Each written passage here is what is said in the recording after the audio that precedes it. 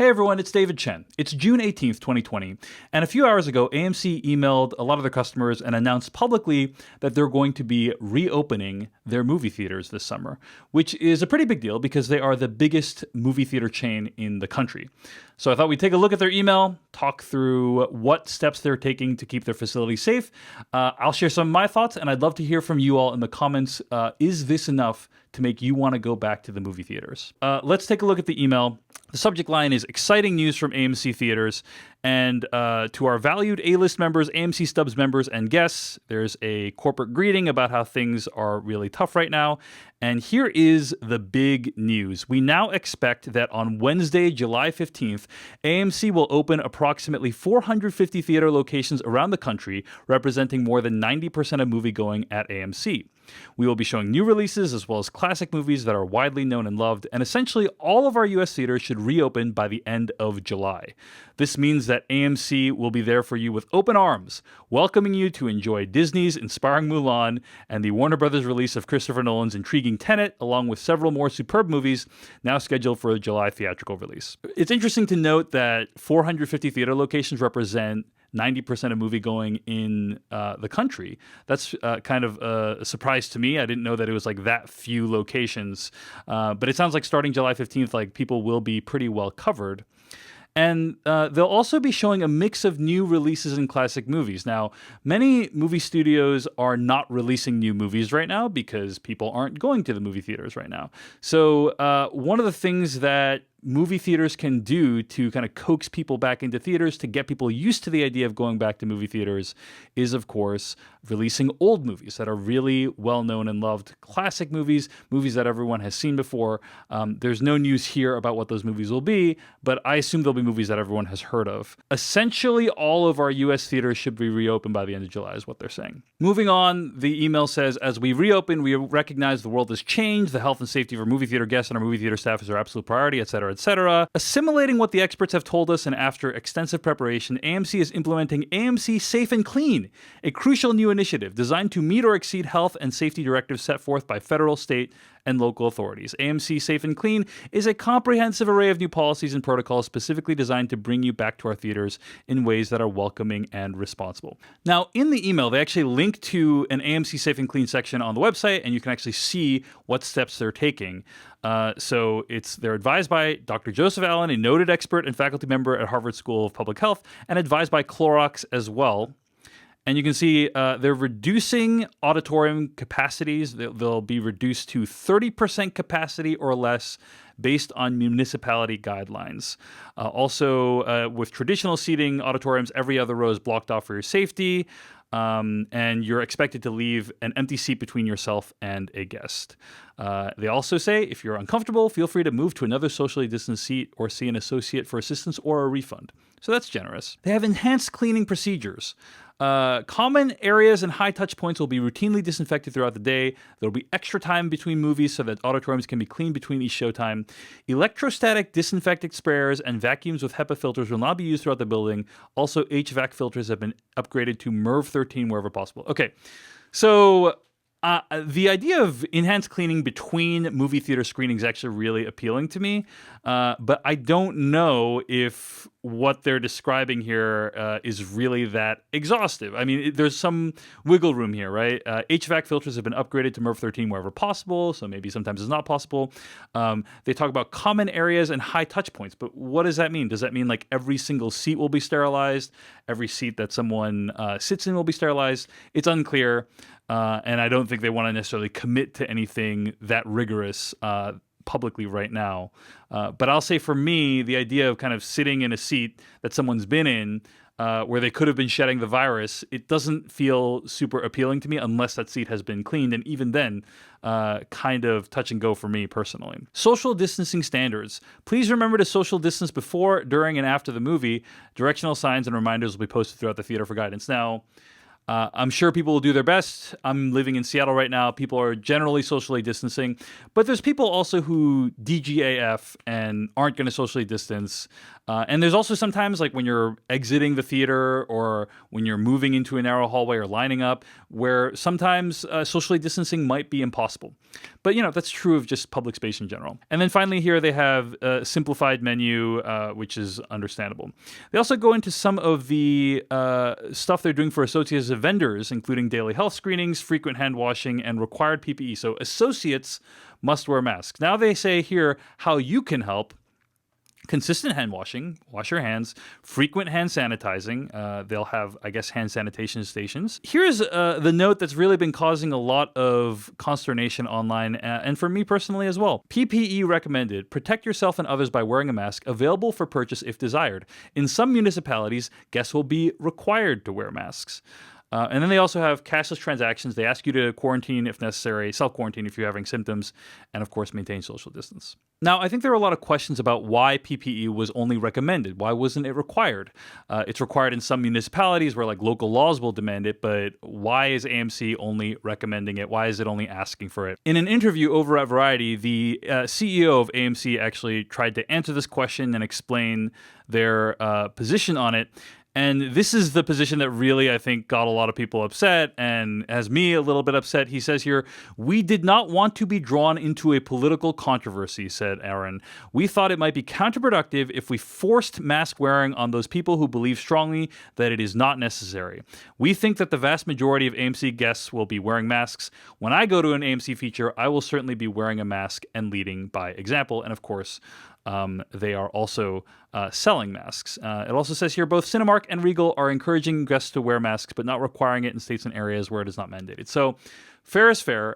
Regal and Cinemark, when they're reopening, they're also doing the same thing as AMC. So it's not like AMC is like this huge outlier. But there's a couple troubling things about this. I mean, let me start by saying that any requirement to wear a mask from AMC would likely only be symbolic in nature, right? Movie theaters like AMC and Regal cannot even enforce non-asshole behavior in movie theaters pre-COVID, right? People whipping out their phones, people talking, people being loud and disruptive, people bringing toddlers into R-rated movies. These were always a part of the movie-going experience, and they could not stop them even then for a variety of reasons. They're short-staffed, their staff is not well-trained, or even if they were well-trained, they didn't want to cause the problems and the commotion and disrupt everyone's experience that enforcing these things would require, and they wanted to preserve whatever experience there was for people. So, I think that if they said everyone must wear a mask, there's no way it would be enforced, right? People would show up without masks, and what are you going to do? Turn them away? Or they would go into theaters and then take off the masks, or they're going to buy food and then want to take off the mask, right? So even just like the business model itself is kind of in conflict with it. At the same time, symbolic things sometimes do matter. And I do think if they required people to wear masks, they would get more compliance with mask wearing than if they didn't. Now, why is that important? Well, if you look over at the CDC's website, they have a section here about coronavirus disease. Protect yourself. This is at cdc.gov. How should you protect yourself? Everyone should wash your hands often, avoid close contact, and right here, cover your mouth and nose with a cloth face cover when around others. You could spread COVID-19 to others even if you do not feel sick. Everyone should wear a cloth face cover when they have to go out in public, for example, to the grocery store or to pick up other necessities. The cloth face cover is meant to protect other people in case you are infected. Do not use a face mask meant for a healthcare worker. Continue to keep about 6 feet between yourself and others. The cloth face cover is not a substitute for social distancing. So many scientists agree that wearing a face mask would significantly reduce the likelihood of transmission. And in fact, in the New York Times, there's a piece here, widespread mask wearing could prevent COVID-19 second waves, according to a study. Here they write, population-wide face mask use could push COVID-19 transmission down to controllable levels for national epidemics and could prevent further waves of the pandemic disease when combined with lockdowns, according to a British study on Wednesday. This report was published last week. What AMC is doing when they're saying you're not required to wear a face mask into this business of ours in which you sit in crowded rooms in the dark with recirculated air for several hours is they're saying that the dumbasses can win. That even though we can lead by example, they're not going to even try to make the minimum of effort to enforce any policy where everyone wears a face mask. And that is very disappointing. It's especially disappointing and ironic when you go back to their email. Here, let me go back to the email here. And they write here, I am pleased to report that AMC Theatres is in an excellent financial position to welcome you back to movie theaters. In recent weeks, you may have seen or read speculation about AMC's future. In this time of great uncertainty, where facts are in short supply, speculation and guessing sometimes becomes the norm. Somehow that speculation can become conventional wisdom, and that conventional wisdom, in turn, can be reported as truth. Now, he's talking here about AMC's financial position, but it's especially ironic that in an interview with Variety, the CEO of AMC says, hey, some people believe that mask wearing is not really necessary. And so we're just going to let those people do what they want. And it's pretty rich that in this email where he's announcing the policy where no mask wearing is required, he's also saying, hey, don't let rumor become fact. Believe in the truth. I don't think you can really juxtapose those two messages together too well. But putting all that aside, the real question is this going to be enough for you, dear viewer of my YouTube channel? Is this enough for you to feel comfortable going back to a movie theater? And I'll just say for me personally that I am not planning to go to a movie theater to see any movie except for one, which is Christopher Nolan's Tenet. Christopher Nolan makes big spectacle movies that are intended to be seen in IMAX and huge theaters and screens with great sound and possibly with lots of people. But, I mean, other than that movie, I just think it's just not worth the risk for me. But for that movie, I might be willing to risk my life. What I really prefer is to go to the movie theater at like a 10 a.m. Tuesday morning screening or something like that. It would be ideal if I could like bring my own chair so I don't need to touch anything, wear a mask. There's like 3 other people in the theater. We're like 30 feet apart from each other. That I would feel like pretty good about. I don't even think I would feel comfortable going back to like a 30% capacity theater at this point. But for me, this is actually, I'm actually pretty encouraged by a lot of these things, like cashless transactions. That sounds like a great idea. Social distancing, buffer seats, like all these things are really smart moves in my opinion.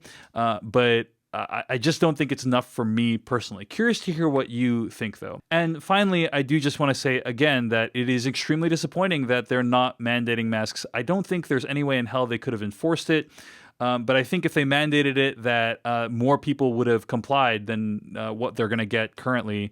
And that is a shame because mask wearing has been shown to dramatically reduce transmission. And I'm sad that AMC has succumbed to political pressure. I mean, it's just so upsetting and stupid that mask wearing and taking care of other people around you and giving a crap about whether or not you're infecting others has become such a politicized issue, has become such a culture war issue. It shouldn't be, in my opinion. It's really sad that it is. And it's kind of one of those things where, okay, even if there's a 1% chance that wearing a mask might reduce transmission, isn't it worth it? And in my opinion, like, isn't it worth it to like just put a little cloth in your face and like the tiny percent chance that you might be preventing someone else from getting it and they might be preventing you from getting it? Isn't that worth it?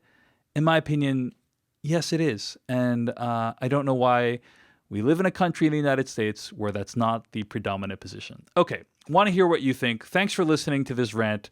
Are you going to go back to AMC theaters? Are you going to go back to any theaters at all where mask wearing is not required? What do you think?